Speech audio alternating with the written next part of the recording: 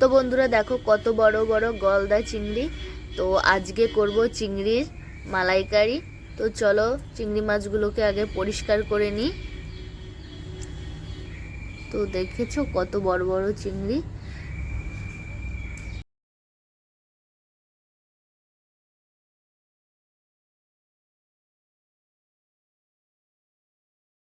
তো বন্ধুরা মাছগুলোকে কেটে ভালো করে পরিষ্কার করে নিয়েছি, তারপর লবণ হলুদ মাখিয়ে নিয়েছি। এখন আমি এই চিংড়ি মাছটাকে 10 মিনিটের জন্য ঢাকনা দিয়ে ঢেকে রেখে দেব।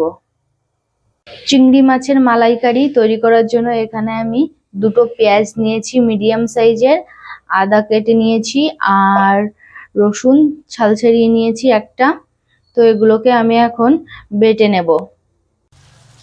আমার আদা রসুন আর জিরেটা বাটা হয়ে গেছে, এখন আমি পেঁয়াজটাকে কুচিয়ে নিচ্ছি। তো বন্ধুরা এদিকে 10 মিনিট হয়ে গেছে আর কড়াইটাও বসিয়ে দিয়েছি। এখন চিংড়ি মাছগুলোকে ভেজে নেব। আমি চিংড়ি মাছটাকে সাদা তেল দিয়ে ভেজে নেব।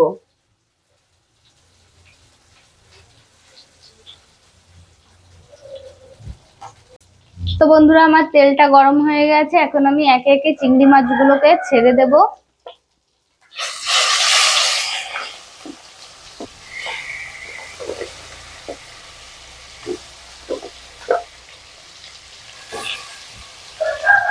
তো বন্ধুরা দেখো চিংড়ির পা গুলো কত বড় বড়। তো আমি একসঙ্গে সব ভেজে নেব। আর এই বড় চিংড়িগুলোর সঙ্গে আমি কয়েকটা ছোট চিংড়িও নিয়ে নিয়েছি, তো এগুলো ভেজে নেব।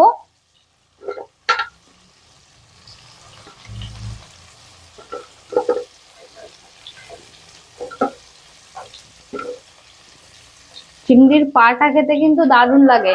তো তোমরা কে কে চিংড়ির পা খেতে ভালোবাসো অবশ্যই কিন্তু কমেন্ট করে জানিও। তো বন্ধুরা চিংড়ি যেহেতু অনেকটা বড়, এই জন্য আমি একটু ঢাকনা দিয়ে ঢেকে সেদ্ধ করে নেব।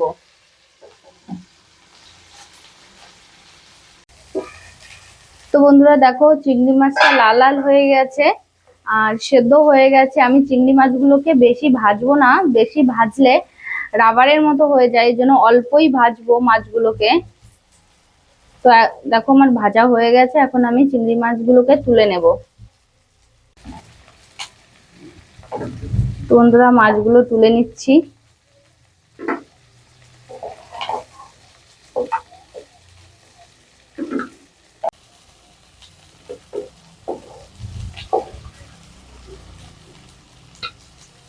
আমি এই মাছ ভাজা কড়াইতেই গ্রেভিটা রান্না করব।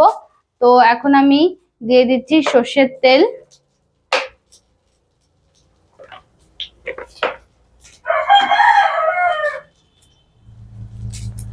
গোটা শুকনো লঙ্কা ফোড়ন, গোটা তেজপাতা,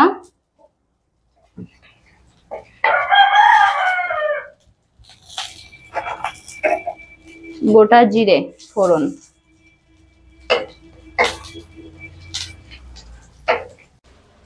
তো বন্ধুরা মাঠ থেকে যে হেলাঞ্চের শাকগুলো তুলে এনেছিলাম, তো আমি জলের মধ্যে রেখে দিয়েছিলাম। তো দেখো কতটা বড় হয়ে গেছে।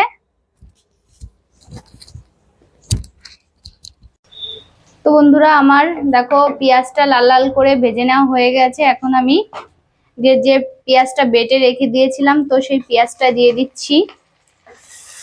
তো এটাকে একটু নাড়িয়ে চাড়িয়ে দিয়ে দেবো রসুন বাটা।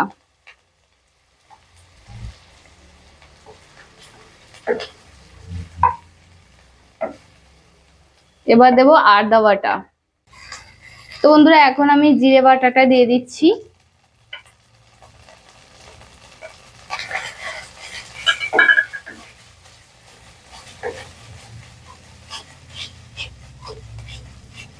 লবণ হলুদ।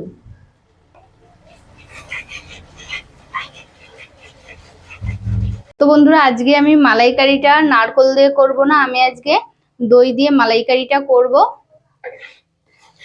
তো দইটা এখন আমি ফেটিয়ে নেব।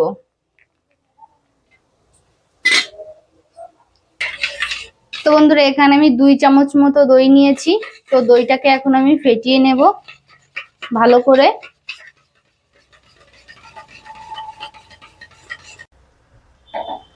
তো বন্ধুরা এখন আমি লঙ্কা দিয়ে দিচ্ছি, শুকনো লঙ্কার গুঁড়ো। তো এটাতে যেহেতু আমি কাঁচা লঙ্কা দেয়নি, এই জন্য দুটো গোটা কাঁচা লঙ্কা দিয়ে দেব।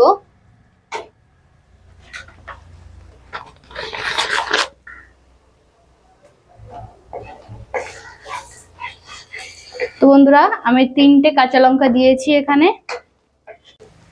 তো বন্ধুরা দেখো তেলটা ছেড়ে দিয়েছে। তো এখন আমি টক দইটা দিয়ে দেব। তো বন্ধুরা ফেটানোর দইটা দিয়ে দিচ্ছি।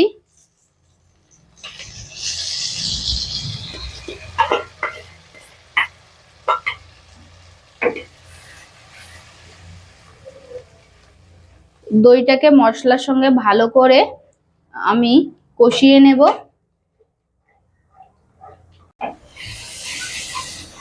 তো বন্ধুরা দেখো মশলাটার কি দারুণ কালার এসেছে। তো আমার মশলাটা ভালো করে কষানো হয়ে গেছে দইয়ের সঙ্গে। তো এখন আমি জল দিয়ে দেব, আর এখানে আমি গরম জল করে নিয়েছি, তো সেই গরম জলটাই দেব।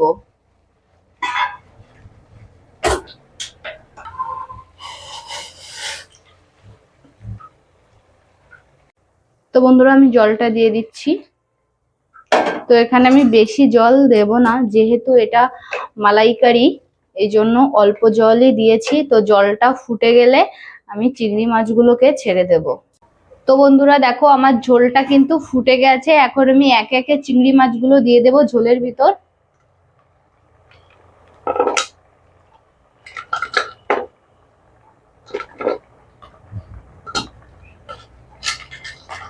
আর এই ছোট ছোট মাছ একবারে দিয়ে দিলাম।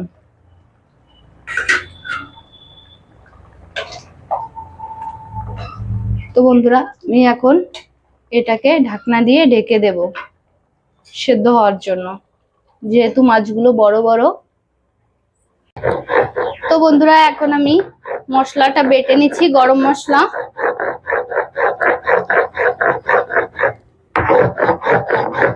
তো আমার বাটা হয়ে গেছে মশলাটা, আর এখন দেখে নিচ্ছি গ্রেভিটা।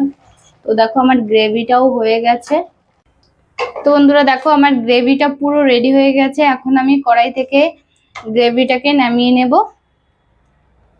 তো আমি মশলা বেটে রেখে দিয়েছিলাম প্লেটে, তো এই মশলার ভিতরই আমি গ্রেভিটা ঢেলে দিচ্ছি। তো বন্ধুরা আজকের ভিডিওটা তোমাদের কেমন লেগেছে তা অবশ্যই কিন্তু কমেন্ট করে জানিও। তো আজকের মতো টাটা করছি, দেখা হবে আবার একটা নতুন ভিডিওতে।